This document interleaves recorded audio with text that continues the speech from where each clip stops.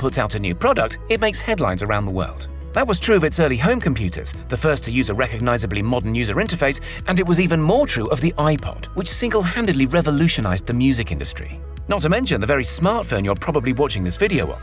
But the world's biggest and best-loved technology company isn't done yet. For several years now, Apple engineers have secretly been eyeing up transportation as the next industry ripe for their unique brand of scorched earth disruption. So today we're asking the question, when will we see the Apple Car? Straight off the bat, it's worth emphasizing that Apple is extremely tight-lipped about its alleged foray into the transportation industry. Even the sharpest and best-informed Apple watchers have only scraps of information and educated conjecture to go on. So before we get stuck into the fun of speculation, let's go over the facts we can be reasonably certain of. Tim Cook, Apple's CEO, addressed the Hush Hush project directly during an interview in 2017. "We are focusing on autonomous systems," he said. Clearly, one purpose of autonomous systems is self-driving cars. We see it as the mother of all AI projects. Apple tend not to give away details about what they're working on, but in this instance, Tim Cook wasn't able to flatly deny the existence of Apple's designs on the automotive industry.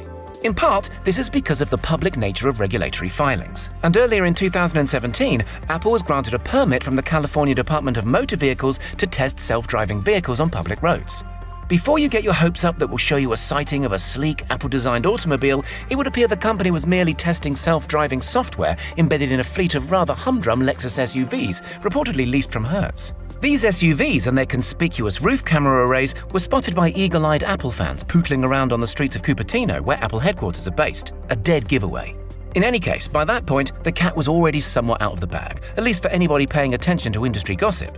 During 2017, a vast number of employees from electric car market leader Tesla were reportedly jumping ship for the Applecar project, internally codenamed Titan.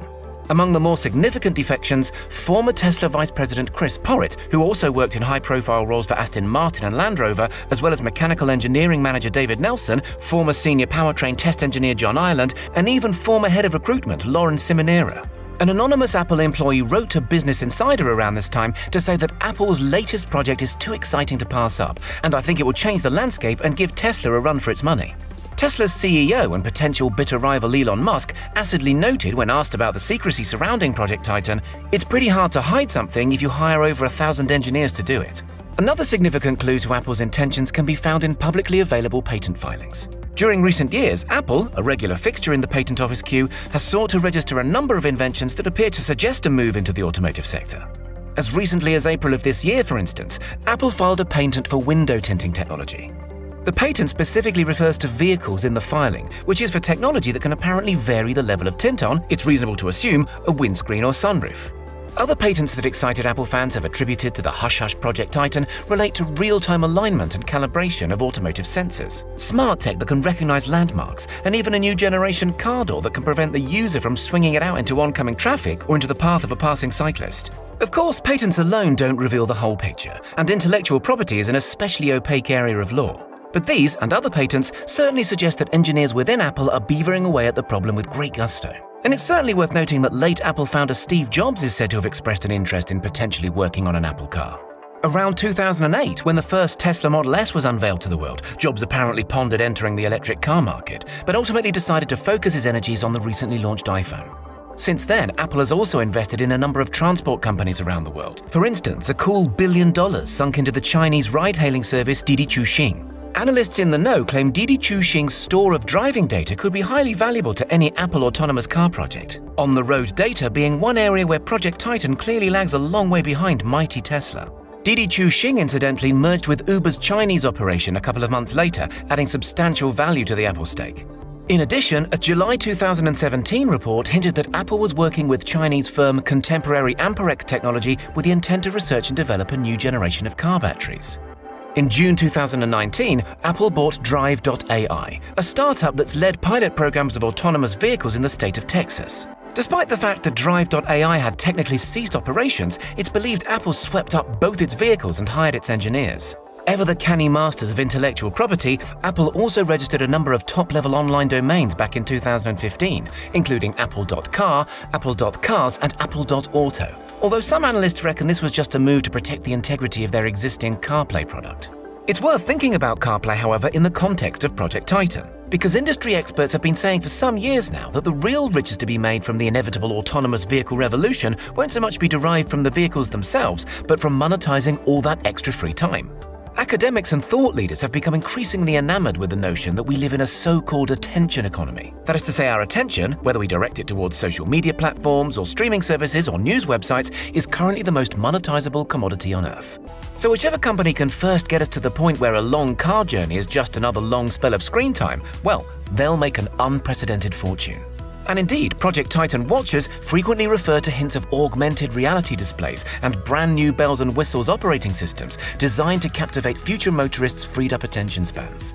High-profile Apple investor Carl Icahn went as far as to call a potential Apple vehicle the ultimate mobile device. And although not even the vaguest sketch has been released by the company, it's quite easy to imagine any Apple vehicle knocking spots off its competition in the looks department. However, it seems as if, from the outside anyway, Project Titan has been dogged by internal management failure and infighting. Of those 1,000 Tesla employees initially poached from Elon Musk, hundreds have since been laid off or reassigned. A series of changes of leadership at high levels, for instance project manager Steve Zadesky departing under a cloud in 2015, also suggests things are less than rosy in the Titan camp.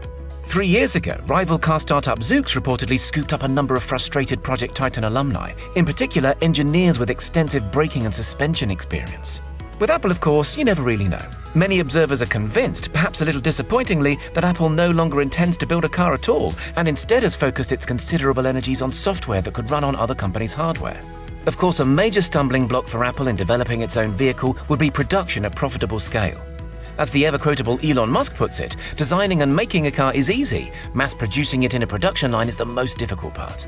Still, plenty of smart money is on Apple going all the way. Giant investment bank Morgan Stanley, in a summer 2020 report, expressed the view that a firm as brand-conscious as Apple is unlikely to trust the hardware to anybody else.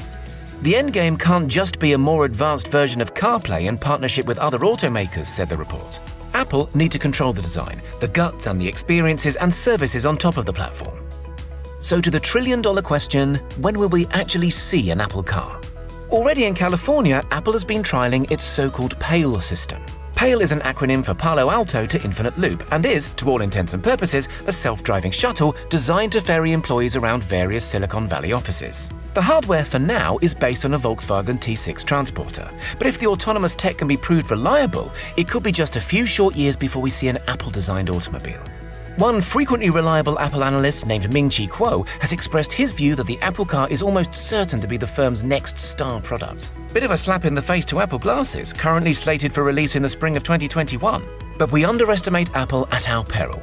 Who knows, Ming-Chi Kuo's prediction that the Apple Car will be released at some point between 2023 and 2025 may well prove correct. For now though, let's just say anybody queuing up outside the Apple Store hoping to drive away in a swish new set of wheels in the foreseeable future will be sorely disappointed.